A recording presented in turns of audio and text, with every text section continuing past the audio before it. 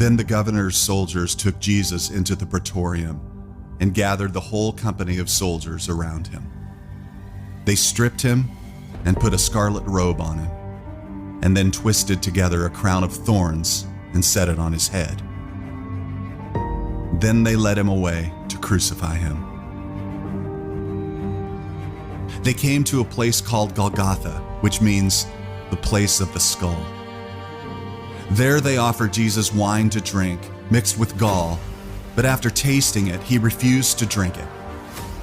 When they had crucified him, they divided up his clothes by casting lots, and sitting down, they kept watch over him there. Above his head, they placed the written charge against him: "This is Jesus, the King of the Jews." From noon until 3 p.m, darkness came over all the land. About 3 p.m, Jesus cried out in a loud voice, my God, why have you forsaken me?" Immediately, one of them ran and got a sponge. He filled it with wine vinegar, put it on a staff, and offered it to Jesus to drink. And Jesus cried out again in a loud voice, "Father, into your hands I commit my spirit." When he had said this, he breathed his last.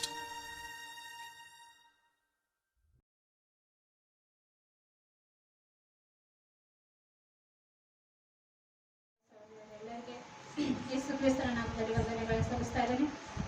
ಮರಣದ ಮೇಲೆ ಜಯ ಹೊಂದಿದಂಥ ಯೇಸು ಕ್ರಿಸ್ತನ ನಾಮದಲ್ಲಿ ನಿಮ್ಮೆಲ್ಲರಿಗೂ ನನ್ನ ವಂದನೆಗಳು. ಹೌದೋ ಇಲ್ವೋ? ಮರಣದ ಮೇಲೆ ಯೇಸು ಕ್ರಿಸ್ತನ ಜಯ ಹೊಂದಿದಾನೋ ಇಲ್ವೋ? ಜಯ ಹೊಂದಿದಾನ? ಮರಣದ ಮೇಲೆ ಯೇಸು ಕ್ರಿಸ್ತನ ಜಯ ಹೊಂದಿದಾನ? ನಿದ್ದೆ ಹೋಗೋರೆಲ್ಲ ಹೌದು ಅಂತ ಹೇಳಿ ಅಂತಾರೆ. ನೀವು ನಿದ್ದೆ ಹೋಗ್ತಾ ಇದ್ರೆ ಅಂತ ಅರ್ಥ. ಸರಿ, ಹಾಗಾದ್ರೆ ನಿಮ್ಗೆಲ್ಲ ಕುತ್ಕೊಂಡು ಬೇಜಾರಾಗಿರ್ಬೋದು. ಸ್ವಲ್ಪ ಎದ್ದು ನಿಂತ್ಕೊಳ್ಳಿ ದಯವಿಟ್ಟು. ನಾನು ಎಲ್ಲರ ಹತ್ರ ರಿಕ್ವೆಸ್ಟ್ ಮಾಡ್ತಾ ಇದ್ದೀನಿ, ಎಲ್ಲರೂ ಸ್ವಲ್ಪ ಎದ್ದು ನಿಂತ್ಕೋಬೇಕಂತ ನಾನು ರಿಕ್ವೆಸ್ಟ್ ಮಾಡ್ತಾ ಇದ್ದೇನೆ. ಸ್ವಲ್ಪ ಕೈ ಕಾಲೆಲ್ಲ ಆಡಿಸಿ, ಸ್ವಲ್ಪ ಎಕ್ಸಸೈಸ್ ಕೂಡ ಆಗತ್ತೆ. ಆಯ್ತು, ನಾನು ಜಾಸ್ತಿ ಹೊತ್ತು ತಗೊಳ್ಳಲ್ಲ, ಒಂದು 10 ನಿಮಿಷ ಅಷ್ಟೇ. 10 ನಿಮಿಷ ನನ್ನ ಜೊತೆ ನೀವೆಲ್ಲ ಸೇರಿ ದೇವರ ವಾಕ್ಯವನ್ನು ಸ್ವಲ್ಪ ಅರ್ಥ ಮಾಡ್ಕೊಳ್ಳೋದ್ರಲ್ಲಿ ಒಂದು ವಚನವನ್ನು ಹಾಡನ್ನು ಹಾಡ್ಕೊಳ್ಳೋಣ. ಎಲ್ಲರೂ ಚಪ್ಪಾಳೆಗಳನ್ನು ತಟ್ಟಿ ಹಾಡನ್ನು ಹಾಡ್ಕೊಳ್ಳೋಣ. పాపమేమి చేసి రుగవు భావన పరమాదేవుడవు. పాపమేమి చేసి రుగవు భావన పరమాదేవుడవు. ఓ పరాశరణీకే నివేదితా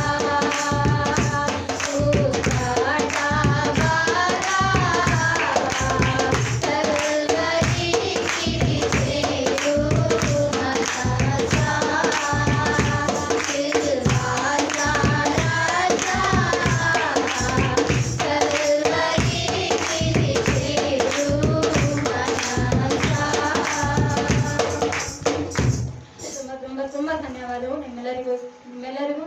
ನಾನು ಯೇಸು ಕ್ರಿಸ್ತನ ನಾಮದಲ್ಲಿ ಮತ್ತೊಮ್ಮೆ ವಂದನೆಗಳನ್ನು ಸಲ್ಲಿಸ್ತಾ ಇದ್ದೇನೆ. ಯಾಕಂದ್ರೆ ಈ ದಿನ ಗುಡ್ ಫ್ರೈಡೆ ಆಗಿದೆ. ಗುಡ್ ಫ್ರೈಡೆ ಬಗ್ಗೆ ಇಷ್ಟೊತ್ತು ನೀವು ಕೇಳ್ಕೊಂಡು ಬಂದಿದ್ದೀರಾ. ಇನ್ನು ಮುಂದೆ ಕೂಡ ಒಂದೆರಡು ವಾಕ್ಯ ಇದ್ದಾವೆ, ಅವುಗಳ ಬಗ್ಗೆ ಕೂಡ ನೀವು ತಿಳ್ಕೊಳ್ಬೋದು ಅಂತ ನಾನು ಆಶಿಸ್ತಾ ಇದ್ದೀನಿ. ದಯವಿಟ್ಟು ನೀವು ಕೂತ್ಕೊಳ್ಳಿ.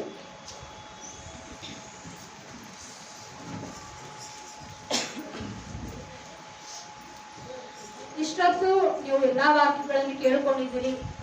5 ವಾಕ್ಯಗಳನ್ನು ಕೇಳ್ಕೊಂಡಿದ್ದೀರಿ. 6ನೇ ವಾಕ್ಯವನ್ನು ನಿಮಗೆ ದೇವರು ಒಂದು ಅವಕಾಶವನ್ನು ಮಾಡಿಕೊಟ್ಟಿದ್ದಕ್ಕಾಗಿ ಆತನಿಗೆ ವಂದನೆಗಳನ್ನು ಸಲ್ಲಿಸ್ತಾ ಇದ್ದೇನೆ.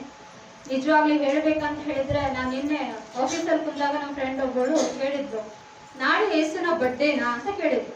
ನಾನು ಇಲ್ಲ, ಯಾಕೆ ಅಂತ ಕೇಳಿದೆ. ಇಲ್ಲ, ನೀವು ಗುಡ್ ಫ್ರೈಡೆ ಅಂದ್ರಲ್ಲ, ಬರ್ಡೇ ಇರ್ಬೋದು ಅಂತ ಯೋಚನೆ ಮಾಡಿದೆ ಅಂತ ಹೇಳಿದ್ರು. ನಿಜವಾಗ್ಲೂ ಹೇಳ್ತೇನೆ, ಅದೇ ಜನಗಳಿಗೆ ಗುಡ್ ಫ್ರೈಡೆ ಅರ್ಥ ಗೊತ್ತಿಲ್ಲ. ಗುಡ್ ಫ್ರೈಡೆ ಅಂದ್ರೆ ಏನೋ ಒಳ್ಳೇದಾಗಿರ್ಬೇಕು, ಅದಕ್ಕೆ ಗುಡ್ ಅಂತ ಹಚ್ಚಿದ್ದಾರೆ, ಅದಕ್ಕೆ ಅಂತ ಆ ರೀತಿ ತಿಳ್ಕೊಂಡಿದ್ದಾರೆ. ಆದ್ರೆ ಅವಳಿಗೆ ನಾನು ಒಂದೇ ಉತ್ತರ ಹೇಳಿದೆ, ಗುಡ್ ಫ್ರೈಡೆ ಯೇಸುವಿನ ಜನ್ಮದಿನ ಅಲ್ಲ, ಮರಣ ದಿನ ಅಂತ ಹೇಳಿದೆ. ಮರಣ ದಿನ ಗುಡ್ಡ? ಈ ಕ್ವಶನ್ ಅವಳನ್ನ ನಾನು ಕೇಳಿದ್ದೆ. ಮರಣ ದಿನ ಗುಡ್ಡ ಅಂತ ಹೇಳಿ. ಹೌದು, ಹೆಂಗೆ? ಯೇಸು ಕ್ರಿಸ್ತನ ಆ ಸಮಯದಲ್ಲಿ ಮರಣಿಸಿರ್ಬಹುದು, ನಮ್ಮೆಲ್ಲರ ಕಣ್ಣಿಗೆ ಅದು ಕಾಣಿರ್ಬಹುದು. ಆದ್ರೆ ನಾವು ಮರಣದಿಂದ ಪಾರಾದಕ್ಕಾಗಿ ಆತನ ಮರಣಿಸಿದ್ದಾರೆ. ಆಮೆನ್. ಹಲ್ಲೆಲೂಯಾ. ಆತನು ಮರಣದಿಂದ ನಮ್ಮನ್ನೆಲ್ಲರನ್ನ ಪಾರ್ ಮಾಡುವುದಕ್ಕಾಗಿ, ನಮ್ಮನ್ನು ಮತ್ತೆ ಆತನಲ್ಲಿ ಬದುಕಿಸುವುದಕ್ಕಾಗಿ, ನಾವು ಮತ್ತೆ ರೀಬರ್ತೆ ಮಾಡಿಕೊಳ್ಳುವುದಕ್ಕಾಗಿ ಆತನು ಮರಣವನ್ನು ಹೊಂದಿದ್ದಾನೆ. ಹೌದು ಇಲ್ಲೋ? ಆತನು ಮತ್ತೆ ನಮಗೋಸ್ಕರವಾಗಿ, ನಮ್ಮ ಬಟ್ಟೆಗೋಸ್ಕರವಾಗಿ, ಅಂದ್ರೆ ನಾವು ಮತ್ತೆ ರೀಇನ್ಕಾರ್ನೇಷನ್ ಅಂದ್ರೆ ಮತ್ತೆ ರೀಬರ್ತ್ ಆಗುವುದಕ್ಕಾಗಿ ಆತನು ಆ ಸಿಲುಬೆಯಲ್ಲಿ, ಕಲ್ವಾರಿ ಸಿಲುಬೆಯಲ್ಲಿ ಪ್ರಾಣ ತ್ಯಾಗ ಮಾಡಿದ್ದಾನೆ ಅಂತ ಹೇಳಿ ನಾನು ಅವಳಿಗೆ ಹೇಳಿದ್ದೆ. ಅವಳು ಪಾಪ ಕಣ್ಣು ಬಾಯಿ ಬಿಡ್ಕೊಂಡು ನನ್ನ ನೋಡಿದ್ದೆ, ಯಾಕಂದ್ರೆ ಅವಳಿಗೆ ಅರ್ಥ ಆಗಿಲ್ಲ ನಾನು ಹೇಳಿದ್ದು. ಆದ್ರೆ ಆಮೇಲೆ ಅವಳಿಗೆ ನಾನು ಅರ್ಥ ಮಾಡಿಸಿದ್ದೆ. ಆದ್ರೆ ನಿಜವಾಗ್ಲೂ ಹೇಳ್ತೀನಿ, ಅನ್ಯ ಜನಗಳಿಗೆ ಗುಡ್ ಫ್ರೈಡೆ ಅರ್ಥ ಗೊತ್ತಿಲ್ಲ, ನಮಗ್ ಗೊತ್ತಿದೆಯಾ? ನಾವು ಕ್ರಿಸ್ತನನ್ನು ನಂಬಿದವರು, ನಾವು ಕ್ರಿಸ್ತನಲ್ಲಿ ಬಾಳಿದವರು, ನಾವು ಕ್ರಿಸ್ತನನ್ನ ಹಿಂಬಾಲಿಸೋರು, ನಮಗೆ ಗುಡ್ ಫ್ರೈಡೆ ಅರ್ಥ ಗೊತ್ತಿದೆ. ಏನಪ್ಪ ಗುಡ್ ಫ್ರೈಡೆ ಅಂದ್ರೆ? ಬೆಳಗ್ಗೆ 9 ಗಂಟೆಗೆ ಬರೋದು ಚರ್ಚಿಗೆ, 7 ವಾಕ್ಯಗಳನ್ನು ಕೇಳೋದು, ಶರ್ಬತ್ ಕೊಡ್ತಾರೆ, ಕೊಡೋದು, ಹೋಗೋದು, ಅಷ್ಟೇ ತಾನೆ? ನಾವು ಚಿಕ್ಕವರಿದ್ದಾಗ ಹಂಗೆ ಮಾಡ್ತಿದ್ವಿ, ನಮಗೆ ಗೊತ್ತಿಲ್ಲ ಇದು ಗುಡ್ ಫ್ರೈಡೆ ಅಂದ್ರೆ ಏನು ಅಂತ. ಆದ್ರೆ ಚರ್ಚಿಗೆ ಬರ್ತಿದ್ವಿ, ಎಲ್ಲರೂ ಅಳ್ತಿದ್ರು, ನಾವು ಅಳ್ತಿದ್ವಿ, ಗೊತ್ತಿಲ್ಲ. ಎಲ್ಲರೂ ಅಂತಿದ್ರು ಬಾಟ್ಲ್ಗಳನ್ನ ತರ್ತಿದ್ರು, ನಾವು ಬಾಟ್ಲ್ಗಳನ್ನ ತರ್ತಿದ್ವಿ. ಯಾಕೆ ಬಾಟಲ್ ತರ್ತಿದ್ರು ಅಂದ್ರೆ ಶರ್ಬತ್ ಕೊಡ್ತಾರೆ, ತಗೊಂಡು ಹೋಗ್ಬೋದು, ಇಷ್ಟೇ. ನಮ್ಗೆ ನಿಜವಾದ ಗುಡ್ ಫ್ರೈಡೆ ಅರ್ಥ ಆಗಿದ್ದು ಆಮೇಲೆ, ನಮಗೆ ಮೆಚುರಿಟಿ ಬಂದಾಗ. ಅಂದ್ರೆ ಯಾವಾಗ ಅಂತ ಹೇಳಿದ್ರೆ, ನಾವು ಬೈಬಲ್ ಕಾಲೇಜಲ್ಲಿ ಓದುವಾಗ ನಮ್ಗೆ ಗುಡ್ ಫ್ರೈಡೆನ ಒಂದು ಚಿಕ್ಕ ಒಂದು ಅರ್ಥ ಅಂತ ಹೇಳಿದ್ರು. ಏನಂತ ಹೇಳಿದ್ರೆ, ಏಸು ನಮಗೋಸ್ಕರ ಪ್ರಾಣ ಬಿಟ್ಟ, ಅದೇ ಒಂದು ಗುಡ್ ಫ್ರೈಡೆ. ಅದೇನದು ಏಸು ನಮಗೋಸ್ಕರ ಪ್ರಾಣ ಬಿಟ್ಟ, ಅದೊಂದು ಗುಡ್ ಫ್ರೈಡೆ. ಯಾಕೆ ಅಂತ ಹೇಳಿದ್ರೆ, ನಮ್ಮ ಎಲ್ಲಾ ಪಾಪಗಳನ್ನ ಆತ ನಾವು ಹಿಂದೆ ಮಾಡಿದ ಪಾಪಗಳು, ಇವತ್ತು ಮಾಡಿದ ಪಾಪಗಳು, ಮತ್ತೆ ಮುಂದೆ ಮಾಡಲು ಪ್ರತಿಯೊಂದು ಪಾಪಗಳನ್ನ ಒಂದೇ ಒಂದು ನಿಮಿಷದಲ್ಲಿ ಆತನೆಲ್ಲ ಮಾಡಿದಾನೆ, ನಿವಾರಣೆ ಮಾಡಿದಾನೆ. ಅದಕ್ಕೆ ಅದು ಗುಡ್. ಆಮೇಲೆ ಹಲ್ಲೆಲೂಯಾ. ನಿಜವಾಗ್ಲೂ ಯಾರಿಗಾದ್ರೂ ನನ್ನ ವಾಕ್ಯದಲ್ಲಿ ಏನಾದ್ರೂ ಒಂದು ಮನಸ್ಸಾದ್ರೂ ನಿಮ್ಗೆ ತಾಗ್ದಿದ್ದಂದ್ರೆ ಆಮೇಲೆ ಅಂತ ಹೇಳಿ ನನಗೇನು ಬೇಜಾರಿಲ್ಲ. ಮತ್ತೆ ಈ ಸಮಯದಲ್ಲಿ 6ನೇ ವಾಕ್ಯ ನನಗೆ ದೇವರು ಕೊಟ್ಟಿದ್ದಂತ ಏನಂತ ಹೇಳಿದ್ರೆ, ತೀರಿತ್ತು ಅಂತ ಹೇಳಿ. ಅದು ಯೋಹಾನನ ಬರೆದ ಸುವಾರ್ತೆ 19ನೇ ಅಧ್ಯಾಯ 30ನೇ ವಚನದಲ್ಲಿ ಬರೆಯಲ್ಪಟ್ಟಿದೆ. ಯಾರಾದ್ರೂ ಬರೋತೀರಾ? ಯೋಹಾನನ ಬರೆದ ಸುವಾರ್ತೆ. ಯೇಸು ಆ ಹುಳಿ ರಸವನ್ನು ತಕೊಂಡ ಮೇಲೆ ತೀರಿತು ಎಂದು ಹೇಳಿ ತಲೆ ಬಾಗಿಸಿ ಆತ್ಮವನ್ನು ಒಪ್ಪಿಸಿಕೊಟ್ಟನು. ತೀರಿತು. ನಾನು ಫಸ್ಟ್ ಸ್ಟಾರ್ಟಿಂಗ್ ಅಲ್ಲಿ ನೋಡಿದಾಗ ಖಾಲಿ 3 ಪದ, ಹೌದಲ್ಲ? 3 ಅಕ್ಷರಗಳು ಕನ್ನಡದಲ್ಲಿ. ತೀರಿತು ಇದ್ರೆ ನಾನು ಏನ್ ವಾಕ್ಯ ಹೇಳಿ? ದೇವ್ರು ನನಗೆ ಏನಂತ ಹೇಳ್ತಾರೆ ಇದರಲ್ಲಿ? ಏನ್ ತೀರಿತಪ್ಪ? ಏನ್ ತೀರಿತು? ನಮ್ ಕೆಲಸ ಮುಗಿತಾ? ನಾವು 10th ಸ್ಟ್ಯಾಂಡರ್ಡ್ ಮುಗಿಸಿದ್ವಾ? ನಮ್ PUC ಮುಗಿತಾ? ಅಥವಾ ನಮ್ ಕಾಲೇಜ್ ಮುಗಿತಾ? ಏನ್ ತೀರಿತ್ತು? ದೇವರು ಆ ಕಲ್ವಾರಿ ಶಿಲುಬೆಯಲ್ಲಿ ಆ ವಾಕ್ಯವನ್ನು ಯಾಕೆ ಹೇಳಿದ್ರು? ಕಾರಣ ಏನು? ಇಷ್ಟೊತ್ತು ಅದನ್ನೇನು ಹೇಳಿದ್ರು? ದಾಹವಾಗಿದೆ ಅಮ್ಮ, ಇಗೋ ನಿನ್ನ ಮಗನು, ಮತ್ತೆ ತಂದೆ ಇವ್ರನ್ನ ಕ್ಷಮಿಸು. ಏನ್ ಮಾಡ್ತಿದ್ರು ಇವ್ರಿಗೆ ಗೊತ್ತಿಲ್ಲ. ಇವೆಲ್ಲ ಲೋಕದವರಿಗೆ ಸಂಬಂಧಪಟ್ಟಿದವಾಗಿದೆ. ಆದ್ರೆ ಈ ತೀರಿತು ಅನ್ನೋ ಒಂದೇ ಒಂದು ಪದ ದೇವರಿಗೆ ಸಂಬಂಧಪಟ್ಟದ್ದು, ಕ್ರಿಸ್ತನಲ್ಲಿ ಪ್ರಿಯರೇ. ಆಮೇಲೆ ಹಲ್ಲೆಲೂಯಾ. ಯಾಕಂತ ಹೇಳಿದ್ರೆ, ತೀರಿತು ಅನ್ನೋ ಪದ ಏನು, ಯಾತಕ್ಕಾಗಿ ಆತನ ಅಲ್ಲಿ ಉಪಯೋಗಿಸಿದ್ದಾನೆ? ಆ ಕಲ್ವಾರಿ ಶಿಲುಬೆಯಲ್ಲಿ ನಡು ಮಧ್ಯದಲ್ಲಿ ಆತನ ತೂಗಾಡ್ತಾ ಯಾಕೆ ಪದವನ್ನು ಉಪಯೋಗಿಸಿದ್ದಾನೆ? ಅಲ್ಲಿ ಆ ಪದ ಬರುವುದಕ್ಕೆ ಕಾರಣ ಏನು ಅಂತ ಹೇಳಿ ನಾವು ತಿಳ್ಕೊಳ್ಳೋದು. ಏನಂತ ಹೇಳಿದ್ರೆ, ಮೊದಲನೇದಾಗಿ ತೀರಿತು ಅನ್ನೋ ಪದ ಇಂಗ್ಲಿಷ್ ಅಲ್ಲಿ ಇಟ್ ಈಸ್ ಫಿನಿಶ್ಡ್ ಅಂತ ಅಂದ್ರೆ 3 ಪದಗಳು. ಇಟ್ ಈಸ್ ಫಿನಿಶ್ಡ್ 3 ಪದಗಳು. ಅದೇ ಗ್ರೀಕಲ್ಲಿ ಕೂಡ ಬೇರೆ ಅರ್ಥ ಬರುತ್ತೆ. ಟೆಟೆಸ್ಟಿಲ್ ಅಂತ ಹೇಳಿ. ಟೆಟೆಸ್ಟಿಲ್ ಅಂತ ಹೇಳಿದ್ರೆ ಎಲ್ಲ ಪೂರ್ತಿಯಾಗಿ ತೀರಿಸಲ್ಪಟ್ಟಿದೆ ಅಂತ ಹೇಳಿ. ಅದೇ ಮತ್ತೆ ನಾವು ತೆಲುಗುದಲ್ಲಿ ಬಂದು ನೋಡಿದ್ರೆ ಸಮಾಪ್ತಿ ಆಯಿತು ಅಂತ ಹೇಳಿ. ಎಷ್ಟು ಚೆನ್ನಾಗಿ ಬರ್ದಿದ್ದಲ್ಲ ಕ್ರಿಸ್ತನಲ್ಲಿ ಪ್ರಿಯರೇ. ಸಮಾಪ್ತಿ ಆಗಿದೆ ಅಂತ. ಏನ್ ಸಮಾಪ್ತಿ ಆಗಿದೆ ಅಪ್ಪ? ಯೇಸು ಕ್ರಿಸ್ತನಿಗೆ ಏನ್ ಸಮಾಪ್ತಿ ಮಾಡಿದ್ದಾರೆ? ಆ ಟೈಮಲ್ಲಿ ಸಿಲುಬೆಯಲ್ಲಿ ಸಮಾಪ್ತಿ ಏನ್ ಮಾಡಿದ್ದಾರೆ ಅಂತ ಕೇಳ್ಬೇಕಂತ ಹೇಳಿದ್ರೆ, ದೇವರು ಆತನಿಗೆ ವಹಿಸಿರುವಂತ ಕೆಲಸ ಸಮಾಪ್ತಿ ಆಗಿದೆ. ಆಮೇಲೆ ಹಲ್ಲೆಲೂಯಾ. ಎಲ್ಲರೂ ಚಪ್ಪಾಳೆ ತಟ್ಟಿ. ದೇವರು ಆತನಿಗೆ ವಹಿಸಿರುವಂತ ಒಂದು ಕೆಲಸ ಸಮಾಪ್ತಿ ಆಗಿದೆ ಅಂತೆ. ಕೆಲವು ಜನರಿಗೆ ನಾವು ಕೆಲಸಗಳನ್ನು ವಹಿಸಿರ್ತೀವಿ, ದೊಡ್ಡವರು, ಹಿರಿಯರು, ಅಥವಾ ಚರ್ಚ್ ಪಾಸ್ಟರ್ಸ್, ಅಥವಾ ನಮ್ಮ ಬಾಸ್ಗಳು ನಮ್ಗೇನು ಕೆಲಸಗಳನ್ನು ವಹಿಸಿರ್ತಾರೆ. ಕೆಲವು ಸಲ ನಮ್ಗೆ ಕೆಲಸ ಟಫ್ ಆದ್ರೆ ನಾವೇನ್ ಮಾಡ್ತೀವಿ? ಮಧ್ಯದಲ್ಲೇ ಬಿಟ್ಟು ಬರ್ತೀವಿ, ಹೌದೋ ಇಲ್ಲೋ? ಆದ್ರೆ ಯೇಸು ಮಧ್ಯದಲ್ಲಿ ಬಿಟ್ಟು ಬರ್ಲಿಲ್ಲ. ಅದನ್ನೇನ್ ಮಾಡಿದಾನಂದ್ರೆ ಸಮಾಪ್ತಿ ಮಾಡಿದಾನಂತೆ. ಅಲ್ಲಿಗೆ ಅದನ್ನು ಫುಲ್ ಸ್ಟಾಪ್ ಹಚ್ಬಿಟ್ಟಿದ್ದಾರೆ. ಅದ್ರ ನಂತರ ಯಾವ್ದು ಒಂದು ಡಾಟ್ ಇಲ್ಲ, ಕಾಮ ಇಲ್ಲ, ಮುಂದೆ ಎಕ್ಸೆಟ್ರಾನು ಇಲ್ಲ. ಅಲ್ಲಿಗೆ ಅದನ್ನ ಫುಲ್ ಸ್ಟಾಪ್ ಮಾಡ್ಬಿಟ್ಟಿದ್ದಾನೆ. ಅದನ್ನ ಯೇಸು ಸಮಾಪ್ತಿ ಮಾಡಿದಾನಂತೆ. ಸಮಾಪ್ತಿ ಆಗಿದೆ ಅಂತ ಹೇಳಿ ತಂದೆಯಾದ ದೇವರಿಗೆ ಹೇಳ್ತಿದ್ದಾನೆ. ಯಾಕೆ ತಂದೆಯಾದ ದೇವರಿಗೆ ಗೊತ್ತಿಲ್ಲ ಅದು ಸಮಾಪ್ತಿ ಆಗಿದೆ ಅಂತ? ಗೊತ್ತಿದೆ. ಆದ್ರೆ ಯಾಕೆ ಹೇಳ್ತಿದ್ದಾನೆ? ಅದು ನಮಗೆ ಹೇಳ್ತಿದ್ದಾನೆ. ನಾವು ಕೇಳ್ಬೇಕಾದ ಬರ್ಬೇಕಂತ ಹೇಳಿ, ನಮ್ಗೆ 6ನೇ ವಚನ ಇಲ್ಲಿ ಬರ್ಬೇಕಂದ್ರೆ ಆ ಸಮಯದಲ್ಲಿ ಆತ ಸಮಾಪ್ತಿ ಆಯ್ತು ಅಂತ ಹೇಳಿಲ್ಲ ಅಂದ್ರೆ ನಮಗೆ ಬರ್ತಿಲ್ಲಾಗಿತ್ತಲ್ಲ ವಚನ. ಹೌದು ಅಲ್ಲೋ? ಏನ್ ಸಮಾಪ್ತಿ ಆಯ್ತು, ಯಾಕೆ ಸಮಾಪ್ತಿ ಆಯ್ತು, ಎಂತ ಸಮಾಪ್ತಿ ಆಯ್ತು ಅಂತ ನಾವು ಇನ್ನು ಮುಂದೆ ನೋಡ್ಬೇಕಾಗುತ್ತೆ ಕ್ರಿಸ್ತನಿಗೆ. ನಾವು ನೋಡುವ ಮುಂದೆ ಏನಿದೆ, ಯಾಕೆ ಸಮಾಪ್ತಿ ಆಯ್ತು ಅಂತ ಹೇಳಿ. ನಾನು ಲಾಸ್ಟ್ ಟೈಮ್ ನೋಡಿದ್ದೆ, ನಮ್ಮ ಫ್ರೆಂಡ್ಸ್ ಒಬ್ಬರು, ನಮ್ಮ ಮನೆಯವರು ಫ್ರೆಂಡ್ಸ್ ಅವರು ಕಾರನ್ನ ಕೊಳ್ಳಬೇಕು ಅಂತ ಹೇಳಿ ತುಂಬಾ ಆಸೆ ಪಡ್ತಾರೆ. ಕಾರು ಮತ್ತೆ ಏನಾದ್ರು ಒಂದು ವೆಹಿಕಲ್ ಬೇಕಂತ. ಆದ್ರೆ ಅವ್ರ ಹತ್ರ ಪೇಮೆಂಟ್ ಫುಲ್ ಮಾಡ್ಲಿಕ್ಕೆ ದುಡ್ಡಿಲ್ಲ. ಅಷ್ಟು ದುಡ್ಡಿದೆ, ಅಮೌಂಟ್ ಇದೆ, ಅದು ಸ್ವಲ್ಪ ಇದೆ, ಜಾಸ್ತಿ ಇಲ್ಲ. ಅವ್ರೇನ್ ಮಾಡಿದ್ರಂದ್ರೆ ಯಾರು ಮೊರೆ ಹೋಗಿದ್ರು, EMI ಮೊರೆ ಹೋಗಿದ್ರು. ನಿಮ್ಗೆ ಗೊತ್ತಿದೆ ಈಗ ಆಧುನಿಕ ಯುಗದಲ್ಲಿ EMI ಅಂತ ಬಂದಿದೆ. EMI ಅಂದ್ರೆ ಎವ್ರಿ ಮಂತ್ ಇನ್ಸ್ಟಾಲ್ಮೆಂಟ್, ತಿಂಗಳ ಎಷ್ಟು ತುಂಬೋದು ಅಂತ ಹೇಳಿ. ಆದ್ರೆ ಆ ಕಾರಿನ ಸಲುವಾಗಿ ನಾವು ಕಾರನ್ನು ಕೊಂಡ್ಕೊಳ್ಬೇಕಂತ ಹೇಳಿದ್ರೆ ನಾವು ತಿಂಗಳ ಇಷ್ಟು ಅಮೌಂಟ್ ಅನ್ನ ತುಂಬಬೇಕು. ಹೌದೋ ಇಲ್ಲೋ? ಆದ್ರೆ ಯೇಸು ನಮ್ಗೆ ತಿಂಗಳ ಇಷ್ಟೆಲ್ಲ ಪಾಪ ನಿವಾರಣೆ ಮಾಡಲಿಲ್ಲ. ಆತನ ಸಂಪೂರ್ಣವಾಗಿ ಪರಿಪೂರ್ಣವಾಗಿ ಹಳೆಯದಿಂದ ಹೊಸದಿಂದ ನಮ್ಮ ಮುಂದೆ ಹುಟ್ಟೋರು ಹಿಂದೆ ಹುಟ್ಟಿರೋ ಪ್ರತಿಯೊಬ್ಬರು ಕೂಡ ಸಂಪೂರ್ಣವಾಗಿ ಆತನ ಪಾಪವನ್ನ ನಿವಾರಣೆ ಮಾಡಿದ್ದಾನೆ ಕ್ರಿಸ್ತನ ಪ್ರೇಮ. ಆಮೇಲೆ ಅದನ್ನ ಆತನು ಸಮಾಪ್ತಿಯಾಗಿದೆ ಅಂತ ಹೇಳ್ತಾನೆ. ಅಂದ್ರೆ ಪಾಪ ನಿವಾರಣೆ ಮಾಡುವಂತ ಒಂದು ಕೆಲಸ ಏನಾಗಿದೆ, ಅಲ್ಲಿ ಸಮಾಪ್ತಿ ಆಗಿದೆ. ಇಲ್ಲಿ ನಾವು ಏನ್ ಸಮಾಪ್ತಿ ಆಗಿದೆ ಅಂತ ನೋಡೋಣ. ಮೊದಲನೇದಾಗಿ ಬಂತ ಅಂತ ಹೇಳಿದ್ರೆ ಶಾರೀರಿಕ ಶ್ರಮ ಸಮಾಪ್ತಿ ಆಗಿದೆ. ಏನ್ ಶಾರೀರಿಕ ಶ್ರಮ? ಆತನಿಗೆ ಶಾರೀರಿಕ ಶ್ರಮ ಇತ್ತು. ಏನಂತ ಹೇಳಿದ್ರೆ ಹಿಂದಿನ ದಿನದಲ್ಲಿ ಆತನ ಗೆಸ್ಸೆಮನೆ ತೋಟದಲ್ಲಿ ಪ್ರಾರ್ಥನೆ ಮಾಡಿದ್ರು. ಹೌದಲ್ಲ ಕ್ರಿಸ್ತನ ಪ್ರಿಯರೇ? ಆತನು ಪ್ರಾರ್ಥನೆ ಮಾಡಿ ಸುಮ್ಮನೆ ಪ್ರಾರ್ಥನೆ ಮಾಡ್ಕೊಂಡ್ ಬಂದ್ರ ಇಲ್ಲ, ಆತನ ಪ್ರಾರ್ಥನೆ ವೇದನೆ ಭರಿತವಾದ ಪ್ರಾರ್ಥನೆ ಇರ್ತದೆ. ಯಾಕೆ ವೇದನೆ ಭರಿತವಾದ ಪ್ರಾರ್ಥನೆ ಇರ್ತದು? ಯಾಕೆ ಅಂದ್ರೆ ಆತನು ಮುಂದೆ ಮಾಡಲಿರುವಂತ ಪ್ರತಿಯೊಂದು ಶ್ರಮಗಳನ್ನ ಆತನು ನೋಡಿದ್ದಾನೆ, ಆತನು ವಹಿಸಿದ್ದಾನೆ, ಆತನು ಮಾನಸಿಕವಾಗಿ ಸ್ಥಿತಿಗೆ ಗಟ್ಟಿ ಆಗ್ತಾ ಇದ್ದಾನೆ. ಆತನು ಪ್ರಾರ್ಥನೆ ಮಾಡುವಾಗ ಆತನ ಬೆವರು ಕೂಡ ರಕ್ತವಾಗಿದೆ ಅಂತ ಕ್ರಿಸ್ತನಲ್ಲಿ ಪ್ರಿಯರೇ ಒಮ್ಮೆ ಒಂದು ಸಲ ಯೋಚನೆ ಮಾಡಿ. ಆತನು ಶಾರೀರಿಕವಾಗಿ ಶ್ರಮ ಪಟ್ಟಿದ್ದಕ್ಕಿಂತ ಮಾನಸಿಕವಾಗಿ ತುಂಬಾ ಕುಗ್ಗಿ ಹೋಗಿದ್ದು. ಗೆಸೆಮನೆ ತೋಟದಲ್ಲಿ ಆತನು ಪ್ರಾರ್ಥನೆ ಮಾಡ್ಲಿಕ್ಕೆ ಹೋಗಿದ ಕಾರಣ ಏನು? ಯಾಕಂದ್ರೆ ನನ್ನಿಂದ ನಿನ್ನ ಚಿತ್ತವಾದ ಈ ಪಾತ್ರೆಯನ್ನು ತೆಗೆದು ಬಿಡು ಅಂತ ಹೇಳಿ ದೇವರ ಹತ್ರ ಬೇಡ್ಕೊಳಿಕೆ ಹೋಗಿದ್ದಾನೆ. ಯಾಕಂದ್ರೆ ಆ ಶ್ರಮವನ್ನು ಪಡ್ಲಿಕ್ಕೆ ಯಾರಿಗೂ ಆಗಲ್ಲ. ನಮ್ ಕೈಗೆ ಚಿಕ್ಕ ಗಾಯ ಆದ್ರೆ ನಮ್ಮ ತಡ್ಕೊಳಿಕ್ ಆಗಲ್ಲ. ಏನಾದ್ರು ಫ್ರೆಶ್ ಉಂಡಾಗಿದ್ರೆ ನಮ್ಗೆ ತಡ್ಕೊಳಿಕ್ ಆಗಲ್ಲ. ನಾವೇನ್ ಬ್ಯಾಂಡೇಜ್ ಹಾಕ್ಬಿಡ್ತೀವಿ, ಏನಾದ್ರು ಹಾಕ್ಬಿಡ್ತೀವಿ. ಆದ್ರೆ ಆ ಸಮಯದಲ್ಲಿ ಆತನ ಶಾರೀರ ಹೆಂಗಂದ್ರೆ 39 ಚಾಟಿ ಏಟುಗಳು ತಿನ್ಬೇಕು.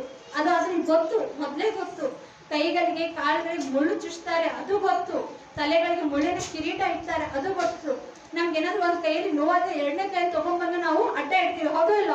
ಆದ್ರೆ ಆ ಸಮಯದಲ್ಲಿ ಆತನಿಗೆ ಅಡ್ಡ ಇಡ್ಲಿಕ್ಕಾದ್ರೆ ಯಾವ್ದಾದ್ರು ಅವಕಾಶ ಇತ್ತಾ? ಇಲ್ಲ. ಯಾಕಂದ್ರೆ ಆತನ ಕೈ ಕಾಲುಗಳನ್ನ ಕಟ್ಟಿ ಹಾಕಿದ್ರು. ಒಂದು ಅಟ್ಲೀಸ್ಟ್ ನೋವಾಗ್ತಾ ಇದೆ ಅಂತ ಹೇಳ್ಕೊಳ್ಳಿಕ್ಕೂ ಕೂಡ ಆ ಕೈಗಳು ಬದಲಿಲಾಗಿತ್ತು.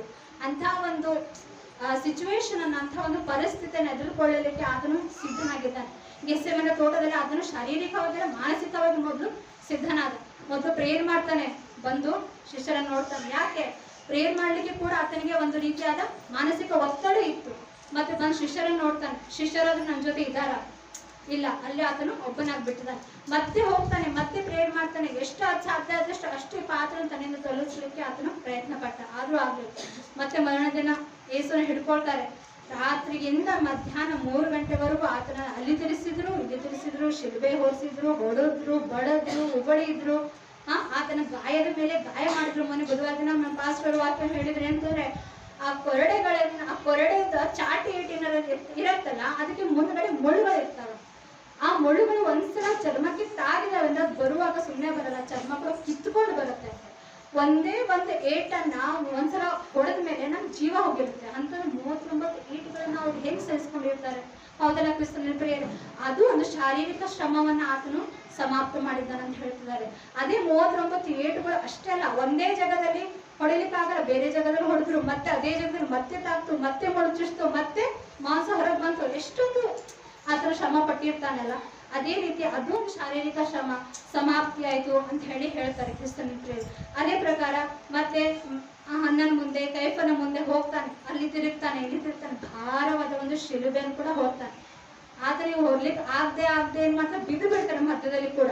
ಮತ್ತೆ ಆತನ ಬೇರೆ ಒಂದು ಶಿಷ್ಯನನ್ನು ಕರ್ಕೊಂಡು ಆತನಿಗೆ ಸಹಾಯ ಮಾಡ್ಲಿಕ್ಕೆ ಹೇಳ್ತಾರೆ. ಈ ರೀತಿಯಾಗಿ ಆತನು ಇಷ್ಟೊಂದು ಶಾರೀರಿಕ ಶ್ರಮವನ್ನು ಅನುಭವಿಸಿದ್ದಾನೆ. ಆ ಶಾರೀರಿಕ ಶ್ರಮ ಸಮಾಪ್ತಿ ಆಯಿತು ಅಂತ ಹೇಳ್ತಾರೆ ಕ್ರಿಸ್ತನ ಪ್ರಿಯರೇ.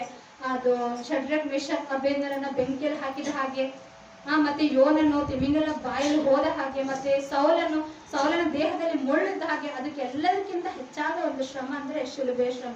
ಅದು ಒಂದು ಶಾರೀರಿಕ ಶ್ರಮವನ್ನ ಆತನು ಜಯಿಸಿದ್ದಾನೆ, ಸಮಾಪ್ತಿ ಮಾಡಿದ್ದಾನೆ ಅಂತ ಹೇಳ್ತಾರೆ. ಮತ್ತೆ ಎರಡನೇದಾಗಿ ಹೇಳ್ಬೇಕಂತ ಹೇಳಿದ್ರೆ,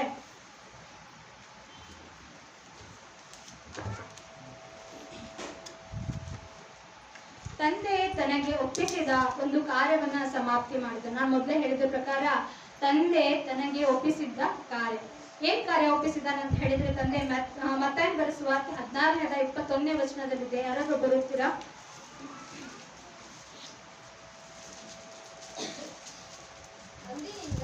ಅಂದಿನಿಂದ ಯೇಸು ಕ್ರಿಸ್ತನು ತಾನು ಯೆರೂಸಲೇಮಿಗೆ ಹೋಗಿ ಅಲ್ಲಿ ಹಿರಿಯರಿಂದಲೂ ಮಹಾಯಾಜಕರಿಂದಲೂ ಶಾಸ್ತ್ರಿಗಳಿಂದಲೂ ಬಹು ಕಷ್ಟಗಳನ್ನು ಅನುಭವಿಸಿ ಕೊಲ್ಲಲ್ಪಟ್ಟು 3ನೇ ದಿನದಲ್ಲಿ ಜೀವಿತನಾಗಿ ಎಬ್ಬಿಸಲ್ಪಡಬೇಕೆಂದು ತನ್ನ ಶಿಷ್ಯರಿಗೆ ತಿಳಿಸುವುದಕ್ಕೆ ಪ್ರಾರಂಭ ಮಾಡಿದನು. ಏನು ದೇವರು ಯೇಸು ಕ್ರಿಸ್ತನಿಗೆ ಕೊಟ್ಟಂತ ಕೆಲಸಗಳು ಇದೆ.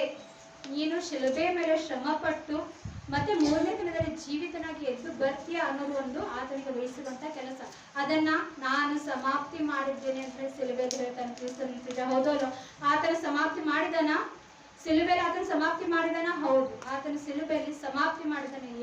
ದೇವರು ತನಗೆ ಕೊಟ್ಟಿರುವಂತ ಒಂದು ಕಾರ್ಯವನ್ನ ಆತನು ನಾನು ಸಮಾಪ್ತಿಯನ್ನು ಮಾಡಿದ್ದೇನೆ ಅಂತ ಹೇಳಿ ಕಲ್ವಾರಿ ಶಿಲುಬೆಯಲ್ಲಿ ಆತನು 6ನೇ ವಾಕ್ಯವಾಗಿ ಹೇಳ್ತಾನೆ. ಮತ್ತೆ ಮುಂದೆ ನೋಡ್ಬೇಕಂದ್ರೆ ಧರ್ಮಶಾಸ್ತ್ರದ ನಿಯಮಗಳನ್ನು ತೀರಿಸಿದ್ದಾನೆ ಅಂತ ಹೇಳಿ. ಇದು ಹೆಂಗೆ ಧರ್ಮಶಾಸ್ತ್ರದ ನಿಯಮಗಳನ್ನು ಸಮಾಪ್ತಿ ಮಾಡಿದ್ದಾರೆ ಅಂತ ಹೇಳಿದ್ರೆ, ಕ್ರಿಸ್ತನ ಪ್ರಿಯರೇ, ಯೇಸು ಕ್ರಿಸ್ತನು ಹುಟ್ಟುವುದಕ್ಕಿಂತ ಮುಂಚೆ, ಯೇಸು ಕ್ರಿಸ್ತನು ಮರಣ ಹೊಂದುವುದಕ್ಕಿಂತ ಮುಂಚೆ ಎಲ್ಲವೂ ಧರ್ಮಶಾಸ್ತ್ರ ಪ್ರಕಾರ ನಡೆಯುತ್ತಿತ್ತು. ಹಳೆ ಒಡಂಬಡಿಕೆ ಪ್ರಕಾರ. ಅಂದ್ರೆ ಹಳೆ ಒಡಂಬಡಿಕೆದಲ್ಲಿ ಹೆಂಗಂದ್ರೆ, ಕಣ್ಣಿಗೆ ಕಣ್ಣು, ಕಾಲಿಗೆ ಕಾಲು. ನೀನು ಒಬ್ಬರನ್ನ ಕೊಲೆ ಮಾಡಿದ್ರೆ ಇನ್ನೊಬ್ಬರು ಕೊಲೆ ಮಾಡಬೇಕು. ನೀನು ವ್ಯಭಿಚಾರ ಮಾಡಿದ್ರೆ ನಿನಗೆ ಕಲ್ಲಿಂದ ಹೊಡಿಬೇಕು. ನೀನು ಒಬ್ಬನ ಕಣ್ಣನ್ನು ಕಿತ್ಕೊಂಡ್ರೆ ನಿನ್ನ ಕಣ್ಣನ್ನ ಕಿತ್ಕೋಬೇಕು. ಈ ರೀತಿಯಲ್ಲ ಧರ್ಮಶಾಸ್ತ್ರ ನಿಯಮಗಳು. ಆ ಕಾಲದಲ್ಲಿ ಇದೇ ರೀತಿಯಾಗಿ ಅವ್ರೇನ್ ಮಾಡ್ತಿದ್ರು, ನಿಯಮ ಮಾಡ್ತಾ ಇದ್ರು. ಯಾಕಂದ್ರೆ ಅದು ತುಂಬಾ ಕಠಿಣವಾದದ್ದು. ಯಾರು ಪಾಪಗಳನ್ನು ಮಾಡ್ಲಿಕ್ಕೆ ಹೋಗಲ್ಲ ಅನ್ನೋ ಒಂದು ಭಾವದಿಂದ ಧರ್ಮಶಾಸ್ತ್ರವನ್ನ ಮೋಶೆ ಮುಖಾಂತರ ದೇವರು ನಮ್ಗೆ ಕೊಟ್ಟಿದ್ರು. ಆದ್ರೆ ಏನಾಯ್ತು, ಪಾಪಗಳು ನಡೀತಾನೆ ಇತ್ತು. ಆದ್ರೆ ಏನಾಗಿತ್ತಂದ್ರೆ, ಆ ಧರ್ಮಶಾಸ್ತ್ರ ನಿಯಮವನ್ನು ದೇವರು ಮಾರ್ಪಾಡು ಮಾಡಿದ. ಕೆಡಿಸ್ಲಿಲ್ಲ ಕ್ರಿಸ್ತನ ಪ್ರೇರಿತ. ಕೆಲವು ಜನ ಹೇಳ್ತಾರೆ ಧರ್ಮಶಾಸ್ತ್ರ ಕೆಡಿಸ್ಲಿಕ್ಕೆ ಬಂದಿದ್ದಾನೆ. ಇಲ್ಲ, ಯೇಸು ಕ್ರಿಸ್ತ ಧರ್ಮಶಾಸ್ತ್ರ ಕೆಡಿಸ್ಲಿಕ್ಕೆ ಬಂದಿಲ್ಲ, ಅದನ್ನ ಬದಲಾಯಿಸಿದ್ದಾನೆ. ಏನಂತ ಹೇಳಿದ್ರೆ, ನಿಮ್ಮ ಕರ್ಮದಿಂದ, ನಿನ್ನ ಕೃತ್ಯದಿಂದ ನೀನು ರಕ್ಷಣೆ ಹೊಂದಲ್ಲ, ನೀನು ಕೇವಲ ನಂಬಿಕೆಯಿಂದ ರಕ್ಷಣೆ ಹೊಂದ್ತೀಯ. ಎಲ್ಲಿದೆ ಅಂತ ಕೇಳ್ತೀರಾ? ಕೊಲೊಸ್ಯದವರು ಬರೋ ಪತ್ರಿಕೆ, ರೋಮದವ್ರಿಗೆ ಬರೋ ಪತ್ರಿಕೆ 10ನೇ ಅಧ್ಯಾಯ 4ನೇ ವಚನ. ಯಾರಾದ್ರೂ ಓದ್ತೀರಾ? ನಂಬೋರೆಲ್ಲರಿಗೆ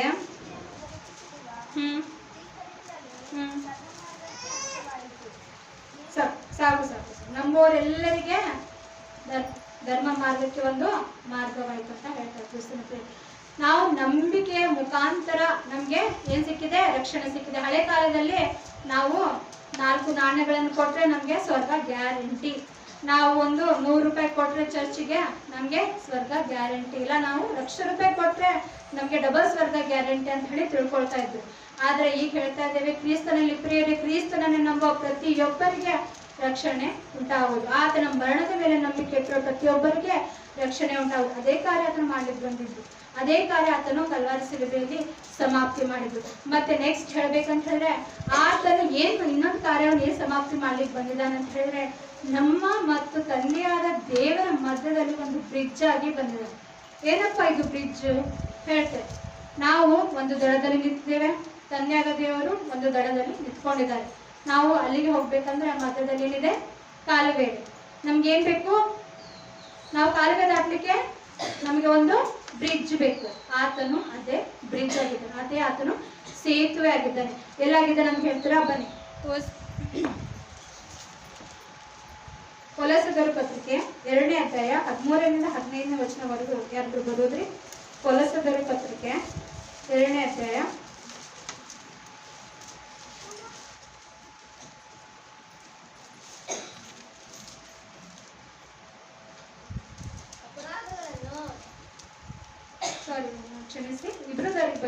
8ನೇ ಅಧ್ಯಾಯ ಅಧ್ಯಾಯ 6ನೇ ವಚನ. ಇಬ್ರಿದವ್ರಿಗೆ ಬರೆದ ಪತ್ರಿಕೆ 8ನೇ ಅಧ್ಯಾಯ 6ನೇ ವಚನ.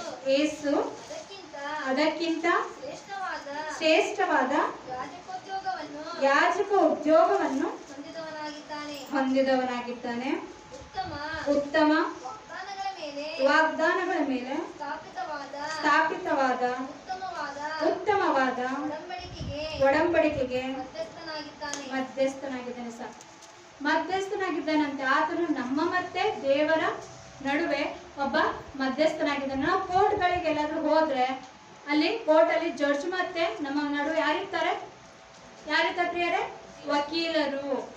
ದೇವರು ಯೇಸು ಕ್ರಿಸ್ತನು ನಮ್ಮ ಮತ್ತು ದೇವರ ಮಧ್ಯದಲ್ಲಿ ವಕೀಲನಾಗಿದ್ದಾನಂತೆ.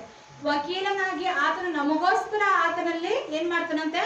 ವಿಜ್ಞಾಪನೆಗಳನ್ನು ಮಾಡ್ತಾನಂತೆ. ದೇವರೇ, ಸೈದನ್ನು ಹೇಳ್ತಾನೆ, ದೇವರೇ ಇವಳು ಆ ಪಾಪ ಮಾಡಿದ್ಲು, ಇವಳಿಗೆ ಏನು ಮರಣದಂಡನೆ ವಿಧಿಸಿ ಪಾತಾಳದಲ್ಲಿ ಹಾಕಿ ಅಂತ ಹೇಳಿ. ಆದ್ರೆ ದೇವರು ನಮಗೋಸ್ಕರ ನಮ್ಮ ಪರವಾಗಿ ವಕೀಲನಾಗಿ ಏನಂತ ಹೇಳ್ತಾನಂದ್ರೆ, ಅವಳ ಪಾಪ ಸಲುವಾಗಿ ನಾನು ಕಲ್ವಾರಿಯಲ್ಲಿ ಮರಣ ಹೊಂದಿದ್ದೇನೆ. ಆಮೇಲೆ ಅವಳ ಪಾಪಗಳ ಸಲುವಾಗಿ ನಾನು ಕಲ್ವಾರಿಯಲ್ಲಿ ರಕ್ತವನ್ನು ಸುರಿಸಿದ್ದೇನೆ. ಈಗ ಅವಳ ಅಕೌಂಟ್ಗೆ ಯಾವ ಪಾಪಗಳು ಬರಲ್ಲ ಅಂತ ಹೇಳಿ ಮಧ್ಯಸ್ಥಿಕೆ ವಹಿಸಿ ನಮಗೋಸ್ಕರವಾಗಿ ವಕೀಲನಾಗಿ ವಾದ ಮಾಡ್ತಾನಂತೆ ಕ್ರಿಸ್ತನ ಪ್ರಿಯರೇ. ಈ ವಕೀಲತನವನ್ನು ನಾನು ಮಾಡ್ಲಿಕ್ಕೆ ಕೆಲಸ ಮಾಡ್ಲಿಕ್ಕೆ ಬಂದಿದ್ದೆ, ಅದು ಸಮಾಪ್ತಿ ಆಯ್ತು ಅಂತ ಹೇಳ್ತಾರೆ. ಇಷ್ಟೇನಾ ಅದನ್ನ ಸಮಾಪ್ತಿ ಮಾಡಿದಿಲ್ಲ, ಬಹಳಷ್ಟು ಇದಾವೆ. ಹಳೆ ಒಡಂಬಡಿಕೆಯಲ್ಲಿ ಯೇಸು ಕ್ರಿಸ್ತನ ಬಗ್ಗೆ ಬರೆದಿರುವಂತ ಅನೇಕ ಪ್ರವಾದನ ವಚನಗಳನ್ನು ಕೂಡ ಆತನ ನೆರವೇರಿಸಿದ್ದಾನೆ. ನಮ್ಮ ಯೆಶಾಯ ಗ್ರಂಥ 53ನೇ ಅಧ್ಯಾಯದಲ್ಲಿ ಆತನ ಜನನ ಹೇಳ್ತಾರೆ, ಆತನ ಜೀವನ ಹೇಳ್ತಾರೆ, ಆತನ ಮರಣ ಹೇಳ್ತಾರೆ. ಅದೇ ರೀತಿಯಾಗಿ ಆತನು ಯೆಶಾಯ ಗ್ರಂಥದಲ್ಲಿ ಯಾವ ರೀತಿಯಾಗಿ ಬರೆದಿದ್ದಾನೋ ಅದೇ ರೀತಿಯಾಗಿ ಪ್ರತಿಯೊಂದು ನೆರವೇರಿಸೋದಕ್ಕೆ ಬರ್ತಾನೆ. ಹೌದು, ಏನೋ ಒಂದು ಬಂಡೆನೂ ಹೊಡಿಬೇಕು, ಕುರಿಗಳು ಚದರಿ ಹೋಗುತ್ತವೆ ಅಂತ ಹೇಳ್ತಾರೆ. ಅದು ಈಗಿನ ಕಾಲದಿಂದ ಒಂದು ವಾಕ್ಯ ಅಲ್ಲ, ಅದು ಹಳೇ ಕಾಲದ ವಾಕ್ಯ. ಪ್ರವಾದದ ಯೆಶಾಯ ಬರೆದಂತ ವಾಕ್ಯ ಅಂತ ಒಂದು ವಾಕ್ಯವನ್ನು ನೆರವೇರಿಸೋದಕ್ಕಾಗಿ ಆತನಿಗೆ ಬಂದಿದ್ದಾನೆ. ಮತ್ತೆ ಯೆಶಾಯ ಬಂದಿದ್ದಾನೆ ಅಂತ ಹೇಳಿದ್ರೆ, ಆತನು ಇಷ್ಟೊಂದು ಅಪರಾಧಗಳನ್ನು ತನ್ನ ಮೇಲೆ ಹಾಕಿದಾಗಲೂ ಕೂಡ ಮೌನವಾಗಿದ್ದನು ಅಂತ ಹೇಳ್ತಾರೆ. ಹೌದಲ್ಲ ಕ್ರಿಸ್ತನ ಪ್ರಿಯರೇ? ಆತನ ಬಾಯಿ ತೆರೆದಿದ್ದಾನ? ಇಲ್ಲ. ಆತನನ್ನ ನ್ಯಾಯಾಧಿಷ್ಠಾನದ ಮುಂದೆ ನಿಲ್ಲಿಸಿದಾಗ ಆತನ ಏನ್ ಹೇಳಿದ್ರೆ ಮೌನವಾಗಿದ್ದಾನೆ. ಆತನ ಕುರಿಮರಿ ಹೇಗೆ ತನ್ನ ತಲೆಯನ್ನು ಬಾಗಿಸಿರ್ತಾರೋ ಅದೇ ರೀತಿಯಾಗಿ ಮೌನವಾಗಿದ್ದಾನೆ. ಈ ರೀತಿಯಾಗಿ ಹಳೆ ಒಡಂಬಡಿಕೆ ಅನೇಕ ಪ್ರವಾದನೆಗಳನ್ನ ಆತ ನೆರವೇರಿಸಲಿಕ್ಕೆ ಬಂದಿದ್ದಾನೆ ಮತ್ತು ನೆರವೇರಿಸಿದ್ದಾನೆ. ಇದೆಲ್ಲ ನಾನು ಸಮಾಪ್ತಿ ಮಾಡಿದ್ದೇನೆ, ನಿಮ್ಮೆಲ್ಲಾ ಪಾಪಗಳನ್ನು ನಾನು ಫುಲ್ಲಿ ಪೇಡ್ ಮಾಡಿದ್ದೇನೆ, ಮತ್ತೆ ಇನ್ನು ಮುಂದೆ ನಿಮ್ಮ ಅಕೌಂಟ್ ಅಲ್ಲಿ ಯಾವುದೇ ರೀತಿಯಲ್ಲಿ ಬ್ಯಾಲೆನ್ಸ್ ಇಲ್ಲ ಅಂತ ಹೇಳಲಿಕ್ಕೆ ಆತನು ಅಲ್ಲೇ ಅದೊಂದು ವಚನವನ್ನು ಅದೊಂದು ವಾಕ್ಯವನ್ನು ಅಲ್ಲಿ ಕರವಾರಿಸಿದ್ದಲ್ಲಿ ಉಪಯೋಗ ಮಾಡಿ. ಹೌದು, ಕ್ರಿಸ್ತನು ನಮಗೋಸ್ಕರ ಎಷ್ಟೊಂದು ಶ್ರಮಗಳನ್ನು ಪಟ್ಟಿದ್ದಾನೆ, ಎಷ್ಟೊಂದು ನಮಗೋಸ್ಕರ ಕಷ್ಟಗಳನ್ನು ಅನುಭವಿಸಿದ್ದಾನೆ.